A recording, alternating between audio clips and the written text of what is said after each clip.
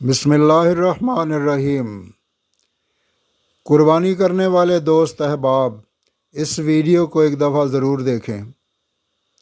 شاید دنیا میں وہ واحد انسان ہوں گا جسے عید کے قریب آنے پر خوشی نہیں ہوتی، بلکہ میری کیفیت عجیب سی ہونے لگتی ہے۔ ٹھیک ہے، یہ اسلامی تہوار ہے، منانا چاہیے، لیکن میری اذیت میں اضافہ ہونے لگ جاتا ہے جب بھی عید قریب آنے لگتی ہے۔ جہاں کہیں بھی لوگ عید کی تیاریوں کا تذکرہ کرنے لگتے ہیں، میں وہاں سے اٹھتا ہوں۔ عید قربان جب بھی قریب آتی ہے تو کچھ لوگ قربانی اور جانور اور فلاں حصہ جیسی مصروفیات میں شامل ہوتے ہیں، تو ایسے لوگ مجھے زہر لگنے لگتے ہیں۔ میں اس کیفیت کی وجہ آج تک نہیں سمجھ سکا۔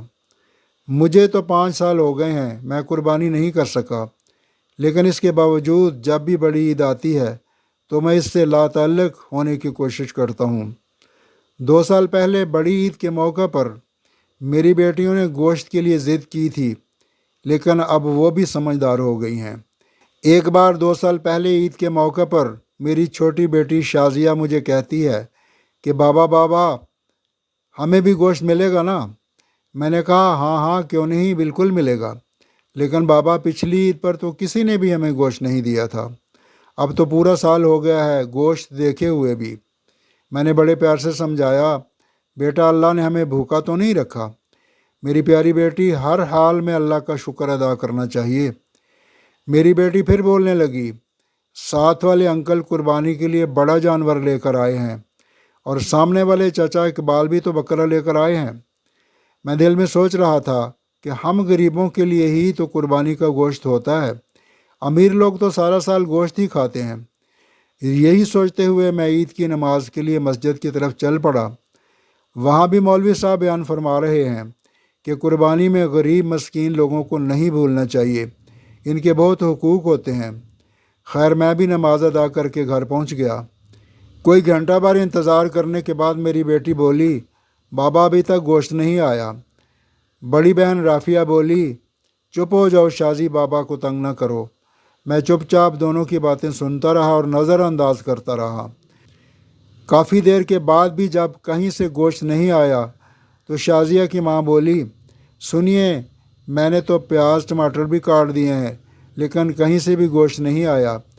کہیں بھول تو نہیں گئے ہماری طرف گوشت بھجوانا؟ آپ خود جا کر مانگ لائیں۔ میں نے حیرانی سے اس کی طرف دیکھا کہ یہ کیا عجیب بات کر رہی ہے۔ میں نے نرمی سے کہا، دیکھو شازیہ کی ماں، تمہیں تو پتہ ہے آج تک ہم نے کبھی کسی سے مانگا نہیں، اللہ کوئی نہ کوئی سبب پیدا کر دے گا۔ دوپہر گزرنے کے بعد شازیہ کے بار بار اصرار پر پہلے دوسری گلی میں ایک جاننے والے ڈاکٹر صاحب کے گھر گئے۔ بیٹی کا مایوسی سے بڑا چہرہ برداشت نہیں ہو رہا تھا، اس لیے مجبوراً اس کو ساتھ لے کر چل پڑا۔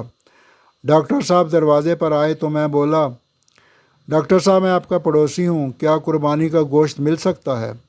یہ سننا تھا کہ ڈاکٹر صاحب کا رنگ لال پیلا ہونے لگا اور حقارت سے بولے، پتہ نہیں کہاں سے آ جاتے ہیں گوشت مانگنے۔ تڑاق سے دروازہ بند کر دیا۔ توہین کے احساس سے میری آنکھوں میں آنسو آ گئے، لیکن بیٹی کا دل نہ دکھے، آنسوؤں کو زبردستی پلکوں میں روکنے کی کوشش کرنے لگا۔ آخری امید اقبال چچا بوجھل قدموں سے ان کی طرف چل پڑا۔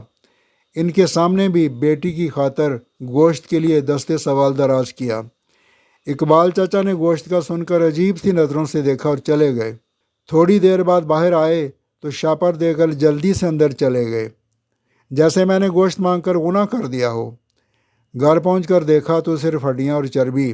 خاموشی سے اٹھ کر کمرے میں چلے آیا اور بے آواز آنسوؤں سے رونے لگا۔ بیوی آئی اور بولی، کوئی بات نہیں، آپ غمگین نہ ہو، میں چٹنی بنا لیتی ہوں۔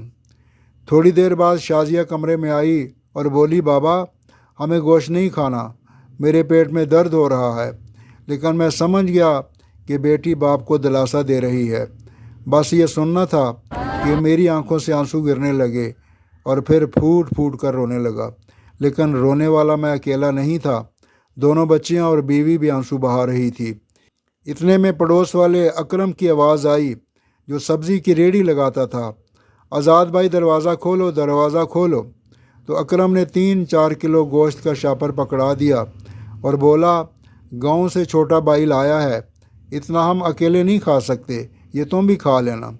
خوشی اور تشکر کے احساس سے آنکھوں میں آنسو آ گئے اور اکرم کے لیے دل سے دعا نکلنے لگی۔ گوشت کھا کر ابھی فارغ ہوئے ہی تھے کہ بہت زور کا طوفان آیا، بارش شروع ہو گئی، اس کے ساتھ ہی بجلی چلی گئی۔ دوسرے دن بھی بجلی نہیں آئی، پتہ کیا تو معلوم ہوا کہ ٹرانسفارمر جل گیا۔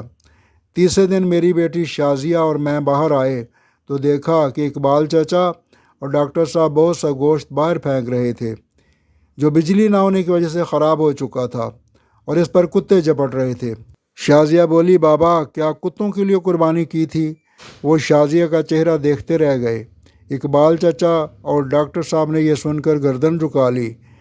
یہ صرف تحریر ہی نہیں، گزشتہ چند سالوں میں قربانی کے موقع پر آنکھوں دیکھا حال ہے۔ خدا را احساس کریں غریب اور مسکین لوگوں کا جو آپ کے پاس ہی رہتے ہیں۔